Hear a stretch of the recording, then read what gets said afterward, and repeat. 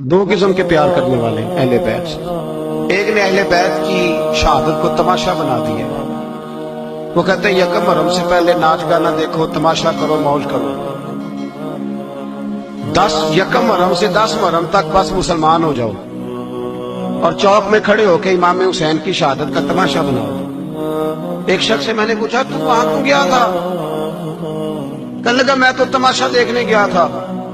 اب یقین کریں میرے خون کو جوش آیا، خون کو۔ میں نے کہا یار انہوں نے امام حسین کی شہادت کو تماشا بنایا، تو تماش بین بن گیا، سمجھ نہیں رہے کون یہ کوئی تماشا ہے؟ اور سر پہ ٹوپی کوئی نہیں، چہرے پہ داڑھی کوئی نہیں، بال بڑھائے ہوئے ہیں، بازاری لوگوں کی طرح گلوں میں کپڑے ڈالے، ممبروں پہ ناچتے پھرتے ہیں۔ یہ لوگ اہل بیت کا نام لیں گے جن کی شکلیں اس قابل نہیں۔ اب یقین کریں میں ایسے ایسے چہرے دیکھتا ہوں کہ میرا دل نہیں کرتا یہ سیدہ پاک کا زبان سے نام لے، طبیعت نہیں مانتی۔ کچھ نعت خواہیں وہ ناچ ناچ کے حضرت فاطمہ کا ذکر، شرم کرو، پتہ ہی نہیں کس کا نام لے رہے ہو، پتہ ہی نہیں کس کا ذکر کر رہے ہو، اونچا بولنا، داد دینا، یہ کرنا، اٹھ کے کھڑے، یہ تماشا ہے کوئی اہل بیت کا ذکر؟ پتہ ہی نہیں کس کا تذکرہ کر رہے ہو۔ جانتے ہو یہ کون ہے؟ صبح قیامت میرے نبی پاک علیہ السلام نے فرمایا رب حکم دے گا قیامت کے دن، ولی نبی غوث کتب ابدال آنکھیں بند کرے، نظریں جھکائے، سر جھکائے، یا اللہ کیا ہونے والا ہے؟ فرمایا محمد کی بیٹی فاطمہ کی سواری گزرنے والی ہے، رسول کی شہزادی گزرنے والی ہے، نظریں جھکاؤ۔ پتہ ہی نہیں یہ کون ہے، کس کا ذکر کر رہے ہو، ناچتے پھرتے ہو۔ امام حسین بہت ہی بڑے باپ کے بیٹے تھے، مولا علی شیر خدا رضی اللہ تعالی۔ حضرت امام حسین خود بھی بہت ہی بڑے تھے، امام حسین خود بھی اللہ جانتا ہے بہت بڑے تھے۔ کہتے ہیں گدی پہ بیٹھ گیا اسے کوئی ضرورت نہیں، لیکن امام حسین نے ایسے نہیں کیا۔ امام زین العابدین فرماتے ہیں میرے ابا جی امام حسین فرض نمازوں کے علاوہ ایک دن میں 100 نفل ادا کیا کرتے تھے، اور ایک روایت میں فرماتے ہیں 1000 نفل پڑھا کرتے تھے۔ تو یہ جو امام حسین کا بڑا نام لینے والے ہیں، یہ تو ان سے پوچھو کہ تم تو نمازیں پوری نہیں پڑھتے، اور امام کا تو تعلق ہے نماز کے ساتھ۔ 9-10 محرم کی ساری رات امام حسین کیا کرتے رہے؟ بولے یہاں لوگ دیگیں کھاتے رہتے 9-10 کی رات، چرگے کھاتے رہتے، ساری رات چھوٹا گوشت کھا کے گزار دیتے۔ امام حسین رضی اللہ تعالیٰ عنہ، بھائی اللہ تو مانا ہوا تھا، حسین پہ سب سے زیادہ راضی تھا میرا رب، لیکن امام علی مقام نے 9-10 کی ساری رات کا اللہ مجھ سے راضی ہو جا۔ بھیجتے ہیں فرقہ واریت پر، امت کو تباہ کرتے ہیں وہ لوگ جو فرقہ واریت پیدا کرتے ہیں۔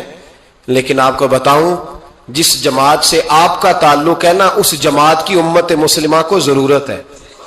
قیامت بھی 10 محرم کو ہی آئے گی، جمعے کا دن ہوگا، تو میں آج دل کو حاضر ناظر رکھ کے، اپنی طبیعت کو حاضر پا کے باشعور آپ کو کہہ رہا ہوں، جاگ کے سننا خدا کا واسطہ۔ آپ اس جماعت سے تعلق رکھتے ہیں، اگر کافر کے سامنے اسلام کا کوئی چہرہ پیش ہو سکتا ہے تو صرف سنی کا چہرہ پیش ہو سکتا ہے، ختم ہو گئی بات۔ ورنہ کوئی صحابی کا بے ادب ہے، کوئی اہل بیت نبوت کا، آج مجھے کہہ لینے دو، کھل کے کہہ لینے دو۔ لوگ دلیلیں دیتے پھرتے ہیں، کہتے ہیں جی ایک وہ پینٹ کوٹ والا مولوی ہے، اس نے اینک بھی لگائی ہے، داڑھی بھی رکھی ہے، پینٹ کوٹ بھی پہنتا ہے، اس نے جی 1500 بندہ ایک دن مسلمان کر دیا، ایک دن 1000 مسلمان کر دیا۔ پر پتہ ہے وہ بدبخت کہتا کیا ہے؟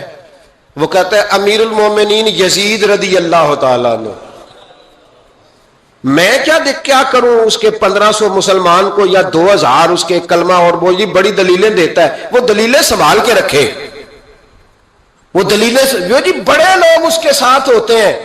تو کربلا کے موقع پر زیادہ لوگ یزید کے ساتھ تھے، زیادہ لوگ، ہم کثرت کے قائل نہیں، ہم حق کے قائل ہیں۔ ہم اب چھوڑ دو بات، دلائل کی طرف آؤ۔ عجیب تماشا ہے۔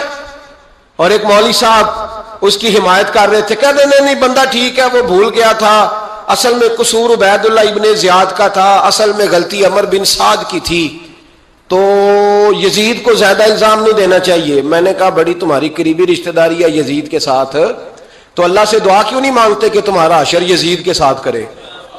مانگنی چاہیے نا دعا، کیا خیال ہے آپ کا؟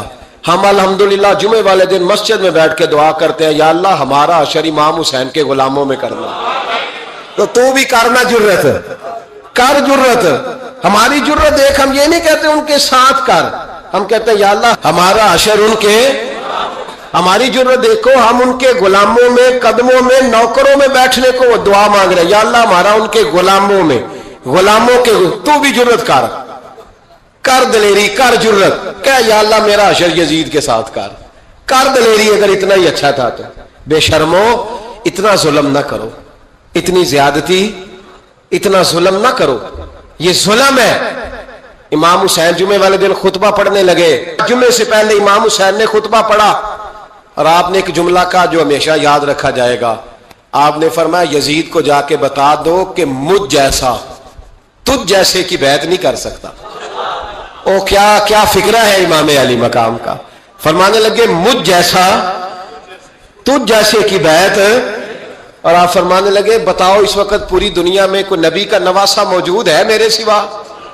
حضرت آدم سے لے کر مصطفیٰ کریم تک اس